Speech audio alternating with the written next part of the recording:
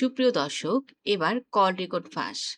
দুবাইয়ের জেলখানায় বসে হাসিনাকে ফোন করে কেঁদে কেঁদে এই কি বললেন বেনজির। সম্প্রতি দুবাইয়ে আটক হন সাবেক আইজিপি বেনজির আহমেদ। তার বিরুদ্ধে আন্তর্জাতিক অপরাধ ট্রাইব্যুনালে একটি মামলা বিচারাধীন সহ অন্তত 10টি মামলা তদন্তাধীন রয়েছে। তখন গুমের সাথে যেগুলো অলরেডি চলমান আছে তার সাথে তার সরাসরি সম্পৃক্ততা ছিল, এগুলো তো বিচার চলছে, সেখানে হাজির করা হবে এবং আমরা সর্বোচ্চ শাস্তি দাবি করেছি তার। ক্ষমতার দম্ভ কিভাবে নিমিষে ধুলোয় মিশে যেতে পারে তার সবচেয়ে জীবন্ত এবং শিহরণ জাগানো উদাহরণ আজ আমাদের চোখের সামনে। একসময় যার ইশারায় পুরো দেশের প্রশাসন কাঁপত, যার একটি কথায় আইন নিজের গতিপথ পরিবর্তন করত, যার কনভয়ের সাইরেন শুনলে সাধারণ মানুষ তো বটেই, অনেক রথী বা মহারথীর বুকেও কাঁপুনি ধরত, আজ সেই প্রতাপশালী সাবেক আইজিপি বেনজির আহমেদ বন্দী রয়েছেন দুবাইয়ের এক অন্ধকার সেলে। একটি দেশের রাজনৈতিক পট পরিবর্তন যে কতটা নাটকীয় হতে পারে তা বাংলাদেশ দেখেছে সেই ঐতিহাসিক জুলাই গণ আন্দোলনের সময়, যখন রাজপথে লাখো জনতার বাঁধ ভাঙা স্রোত আর তীব্র আন্দোলনের মুখে তাসের ঘরের মতো ভেঙে পড়ল দীর্ঘদিনের পুরনো সরকার। দেশ ছেড়ে পালাতে বাধ্য হলেন সাবেক প্রধানমন্ত্রী শেখ হাসিনা।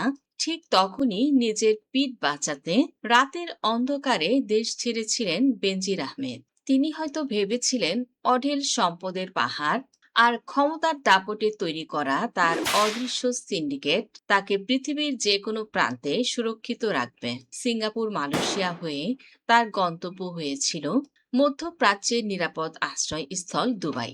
কিন্তু নিয়তির খেলা যে বড়ই অদ্ভুত। যে মানুষটি নিজেকে আইনের ঊর্ধ্বে বলে মনে করতেন, তাকে অবশেষে পড়তে হলো ইন্টারপোলের হাতকড়া।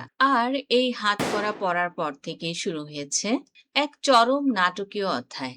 বাংলাদেশের বর্তমান রাজনৈতিক প্রেক্ষাপট এখন সম্পূর্ণ ভিন্ন। গণ আন্দোলনে সেই উত্তাল দিনগুলোর পর রাষ্ট্র ক্ষমতায় এখন প্রধানমন্ত্রী তারেক রহমান। তারেক রহমান দায়িত্ব নেওয়ার পর থেকেই দুর্নীতির বিরুদ্ধে জিরো টলারেন্স নীতি তিনি গ্রহণ করেছেন এবং বিগত সরকারের আমলের সব রাঘব বোয়াল যারা দেশের সম্পদ লুণ্ঠন করে বিদেশে পালিয়েছে তাদের দেশে ফিরিয়ে এনে বিচারের মুখোমুখি করার এক বিশাল মিশন হাতে নিয়েছেন তারেক রহমান। আর এই এক্সট্রাডিশন বা বন্দি ফিরিয়ে আনার মিশনের অন্যতম প্রধান টার্গেট হলেন বেনজির আহমেদ। তাকে দেশে ফিরিয়ে আনতে জোরদার কূটনৈতিক তৎপরতা চালাচ্ছেন বর্তমান প্রধানমন্ত্রী তারেক রহমান। ইন্টারপোলের রেড নোটিশ এবং বাংলাদেশ সরকারের কড়া পদক্ষেপের কারণে দুবাই পুলিশের হাতে বেনজির গ্রেপ্তার হওয়ার পর থেকেই তারেক রহমানের সরকার তাকে দেশে আনার জন্য আন্তর্জাতিক মহলে জোরালো ছক কষছেন।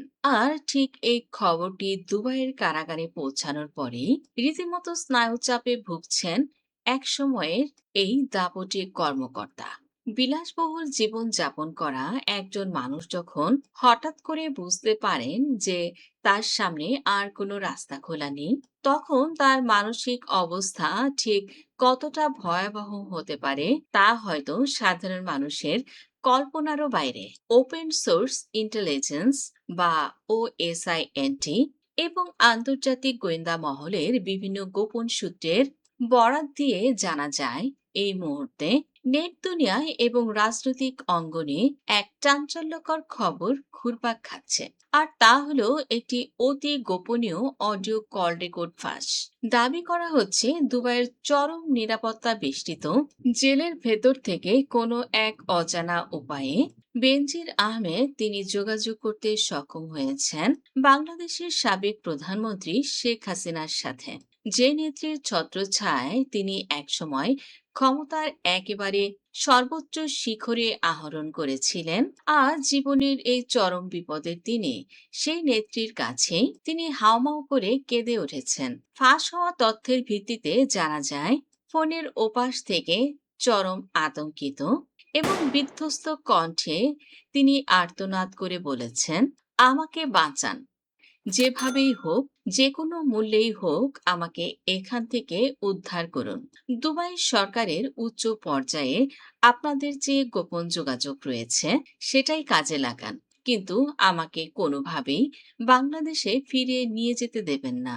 আমাকে বাংলাদেশে ফিরিয়ে নিয়ে গেলে তারা আমাকে বাঁচতে দেবে না, আমাকে চিরতরে শেষ করে দেয়া হবে। এই একটি মাত্র বাক্য আর এই কান্নায় ভেঙে পড়া কণ্ঠস্বর পুরো রাজনৈতিক সমীকরণে এক বিশাল আলোড়ন সৃষ্টি করেছে। একজন মানুষ যিনি জীবনের একটি বড় সময় ধরে দেশের সর্বোচ্চ নিরাপত্তা সংস্থার প্রধান ছিলেন, যিনি জানতেন রাষ্ট্রের প্রতিটি গোপন খবর, আজ কেন তিনি নিজের দেশে ফিরতে এত ভয় পাচ্ছেন?